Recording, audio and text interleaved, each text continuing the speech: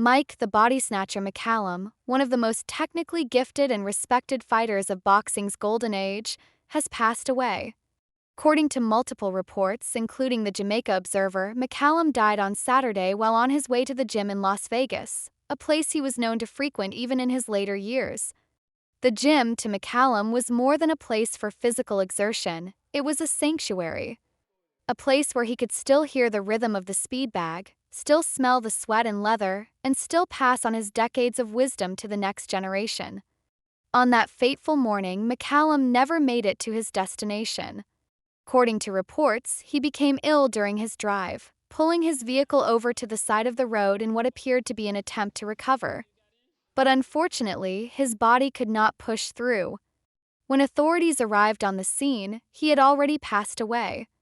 The Las Vegas Police Department has yet to issue a formal statement regarding the circumstances surrounding his death, and the official cause has not been confirmed. What we do know, however, is that boxing has lost one of its quietest giants, a technician in the ring, a warrior by nature, and a man whose story is deeply interwoven with the blood, sweat, and passion that defines the sport of boxing. Born in Kingston, Jamaica, on December 7, 1956, Mike McCallum grew up in a world far removed from the bright lights of Las Vegas or the roaring crowds of Madison Square Garden. His youth was marked by the kinds of hardships and humble beginnings that shape champions. Jamaica, while rich in culture and spirit, was not yet recognized as a powerhouse for boxing. Opportunities were scarce. But like many great athletes, McCallum didn't see limitations, only openings. His journey into boxing began not out of a lust for fame or fortune, but from a determination to rise above, to shape a new path, and to prove himself in a sport that offered little mercy but unlimited potential for those willing to sacrifice. As a young amateur, McCallum showed promise early. His fighting style was smart, surgical. He wasn't the flashiest. He didn't throw wild punches or dance around the ring with excessive flair.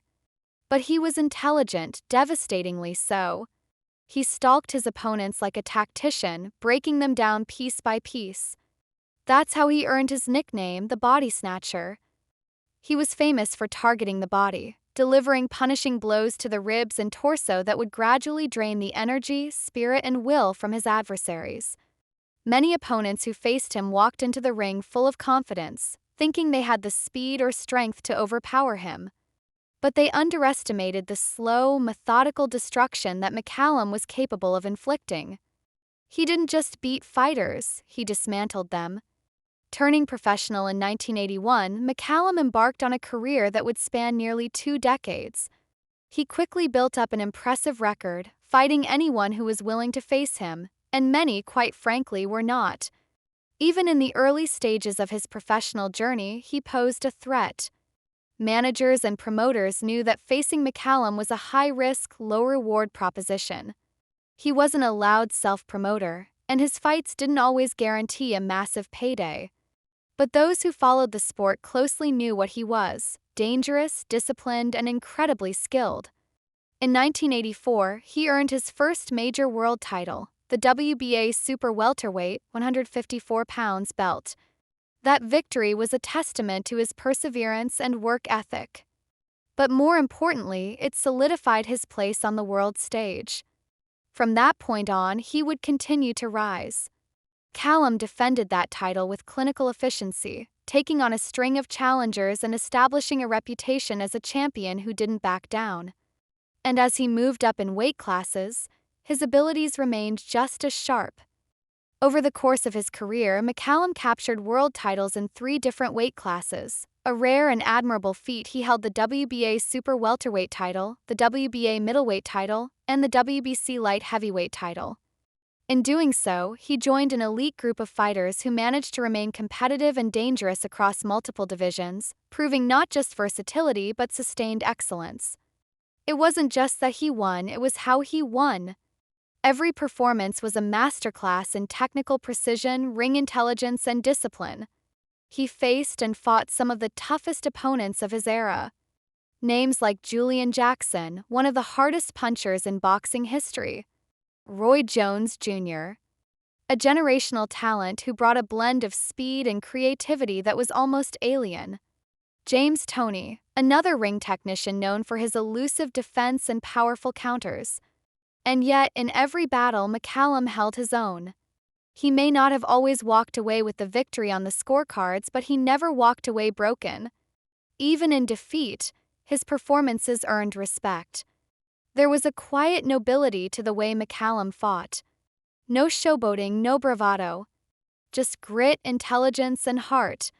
His record speaks for itself. 49 wins, only 5 losses, and 36 knockouts. Those numbers don't just reflect a long and successful career, they reflect consistency and dominance. Few fighters in any generation reach that level of achievement. Even fewer do so while maintaining the kind of respect McCallum garnered from trainers, analysts, and fellow fighters. Chris Eubank Jr., a former world champion in his own right and someone who had trained under McCallum, was one of the many who took to social media to pay tribute. His message was simple, heartfelt, and telling. Rest in peace to a great man and a great fighter. Mike taught me more than just boxing. He taught me discipline, honor, and how to carry yourself like a champion. That sentiment was echoed by many in the boxing community. 'Cause McCallum wasn't just a champion inside the ring. He was a teacher, a mentor, a presence that left an impression on those who met him. In the years following his retirement, McCallum remained active in the sport. He didn't retreat into anonymity like some former champions do. Instead, he stayed close to the ring, working as a trainer and mentor to young fighters.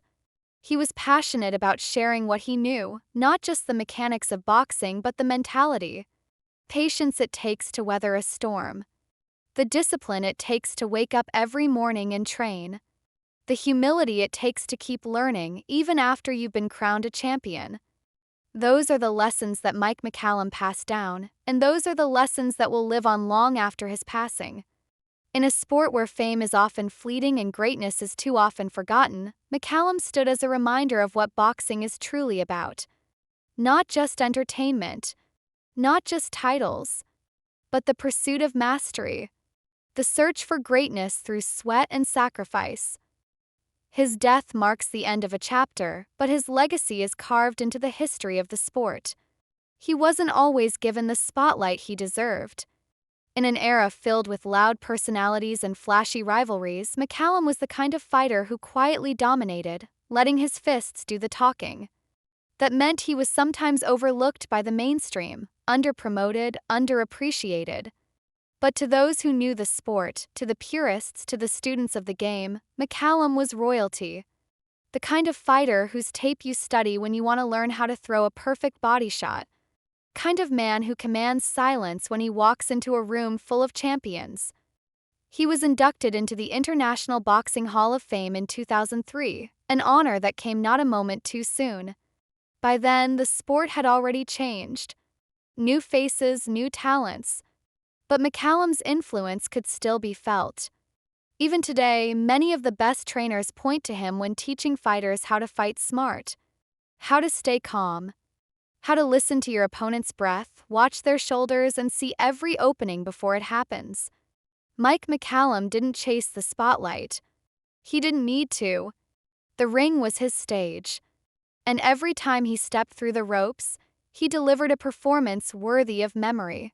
He was 68 years old at the time of his passing. And though he may be gone in body, his legacy, his lessons, his example, his contributions to the sweet science will endure. Every fighter who learned under him carries a piece of his wisdom. Every fan who watched him fight carries a memory of his brilliance. And every student of boxing who rewatches his bouts will learn something new even decades after they were fought.